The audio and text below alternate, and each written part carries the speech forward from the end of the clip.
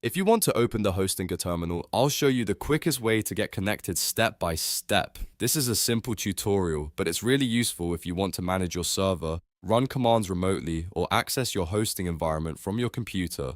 And if this video helps you out, please hit the like button and subscribe for more easy software tutorials. First, on your computer, open the terminal app. Depending on your operating system, this could be Command Prompt, PowerShell, or a tool like PuTTY. If you're on Windows, PowerShell is a great option because it's already built in. If you prefer a more visual SSH client, PuTTY also works well. Once your terminal is open, you'll need to connect to your Hostinger server using SH. To do that, type the command SSH username at your -server-IP. Replace username with your actual server username and replace your -server-IP with the IP address of your server in Hostinger. Make sure you type it carefully because even one wrong character can prevent the connection from working. After you enter the command, press enter. The terminal will now try to establish a secure SSH connection to your server. The first time you connect, you may see a security prompt asking you to confirm the server fingerprint. This is normal, so review it and accept it if it matches your server details. Next, you'll be asked to enter your password. Type your password and press enter.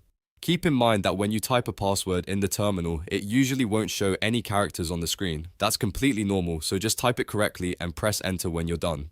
If the login is successful, you'll now be inside your Hostinger server terminal. From here, you can run Linux commands, manage files, install software, and perform server tasks directly through SSH. That's really all there is to it. Open your terminal, connect with the SSH command, enter your password, and you're in. If you run into any issues, double check your username, server IP address, and password, and make sure SSH access is enabled for your hosting plan. If you found this tutorial useful, don't forget to like this video, subscribe to the channel, and turn on notifications so you don't miss the next how-to guide.